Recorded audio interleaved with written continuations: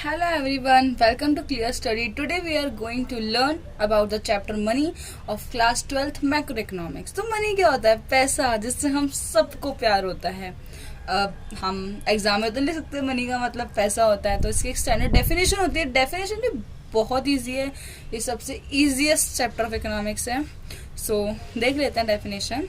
A thing which is commonly accepted as a medium of exchange is called money. जैसे हमें कुछ भी लेना होता है तो हम क्या करते हैं, मनी देते हैं और वो चीज़ ले लेते हैं, ठीक है. या हमें किसी से कुछ लेना होता है तो वो भी क्या करता है, हमें पैसे या कुछ भी हमें एनीथिंग, हमें कुछ भी लेना है तो हम उसका एक्सचेंज किससे करते हैं, पैसों से. या फिर कभी कभी हम डेबिट कार्ड ये सब यूज़ कर लेते हैं, बट मोस्टली हम कैश में ही वो चीज़ें करते हैं. तो मनी क्या है, ऐसी चीज़ जिसको से हम एक्सचेंज कर सके. कॉमन मीडियम ऑफ एक्सचेंज है वो. तो money is anything which is accepted as a medium of exchange. Example देख लेते हैं. जैसे इंडिया में रुपी है, हम यहाँ पे नोट, रुपी, 1 रुपी, यहाँ पे ऐसे होता है एक्सचेंज. बट वैसे ही यूएसए में मनी क्या है, यूएसए में मनी डॉलर है. ओके, अब ये तो हो गया हमारी मनी की बात, ठीक है. अब हमें देखना है ओरिजिन ऑफ मनी को क्यों लाया गया. जैसे कि जब पहले यहाँ पे एक बार्टर सिस्टम हुआ करता था, उसके बारे में हम पढ़ेंगे, नेक्स्ट टॉपिक वही है हमारा. तो यहाँ पे हमें मनी की जरूरत पड़ी, क्यों? क्योंकि हम एक्सचेंज गुड्स का गुड्स से नहीं कर सकते ना. तो जब हमें मनी की जरूरत पड़ी, जैसे origin of money is related to the need of facilitate exchange. तो गवर्नमेंट ने क्या किया फैसिलिट कराने के लिए मनी को, तो उन्होंने क्या किया, वो मनी लेकर आए, पैसा लेके आए, एक एक्सचेंज लेके आए, मीडियम ऑफ एक्सचेंज लेके आए, जिसका उन्होंने नाम दे दिया क्या, मनी. अब है ना, मनी तो आ गया तो हमारे लिए बहुत इजी हो गया एक्सचेंज करना. दिक्कतें, पर ये दिक्कतें अब हमारे लिए इजी है, ना कि पहले वाले लोगों के लिए जहाँ पे बार्टर सिस्टम चलता था.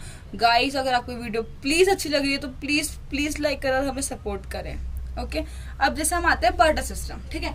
बार्टर सिस्टम के अंदर ये चीज थी कि हम गुड्स को गुड्स से एक्सचेंज करते थे. जैसे आज मुझे 1 किलो चावल लेना है तो मैं उसकी जगह 1 किलो आटा दे दूंगी.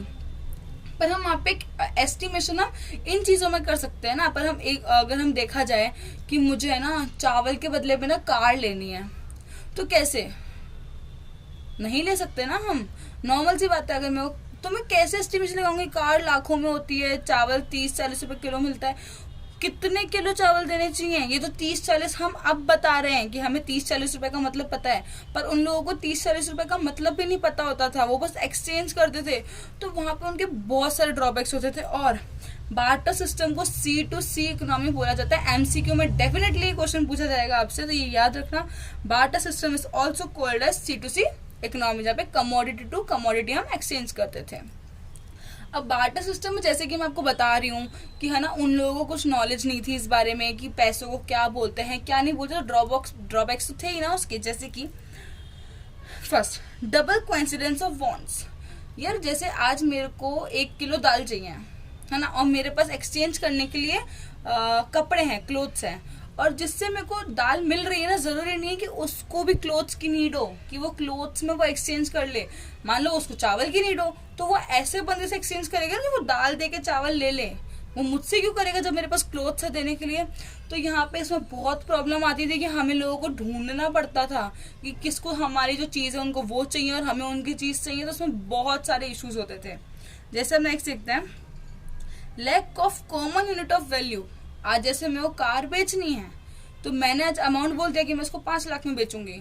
उस टाइम पे 5 लाख थे ही कहाँ, उस टाइम में मनी ही नहीं था. तो उस टाइम पे आप क्या बोलोगे, भाई हमने चावल एक्सचेंज किए तो कितने रुपए हुए, ये हम अभी बोल सकते हैं ना, पहले नहीं बोल सकते थे. तो यहाँ पे बहुत इश्यूज होते थे, बहुत ज्यादा, कि हम उसको, गोल्ड को हम चावल से थोड़ी ना कर सकते हैं कंपेयर. गोल्ड तो कैश में जाएगा, फिर उस गोल्ड से जाएगा.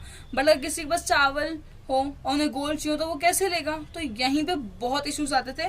तो वो होता है lack of common unit of value. Third है डिफिकल्टी इन फ्यूचर पेमेंट्स. आज जैसे कि हम लोग कहीं पे जॉब करते हैं या कुछ करते हैं तो हमें सैलरी दी जाती है कि हम उससे जो हमें चाहिए हम वो खरीदें. पर पहले जब मनी थी नहीं तो क्या सैलरी, बट लोग वर्क तो करेंगे भाई कुछ ना कुछ अर्न करने के लिए. तो हम उन्हें कैसे देंगे, मतलब है ना, अगर मान लो कि एक बंदे ने पूरे दिन वर्क किया तो हम उसको उस दिन के ना 1 किलो चावल दे देंगे. एस्टिमेशन ही नहीं लगा जाता था ना उस बंदे के वर्क का. हम एस्टिमेशन कैसे लगाएं. तो वो एस्टिमेशन लगाने के लिए मनी लाया गया कि आज से भाई वो 8 आवर्स वर्क कर रहा है तो वो डिजर्व करता है 25,000 सैलरी पर मंथ। पर तब कैसे कि 25 केजीज या 250 केजीज चावल दिए जाए, तो इसमें भी इनको बहुत इश्यूज आते थे। तो इसीलिए तो उन्होंने क्या किया, मनी का एस्टिमेशन इसलिए होता है, ओरिजिन ऑफ मनी भी बहुत इंपॉर्टेंट चीज है, तो आप इसको याद रखिए। Thank you so much guys for coming and watching our video. Please go like share and subscribe our channel. Thank you.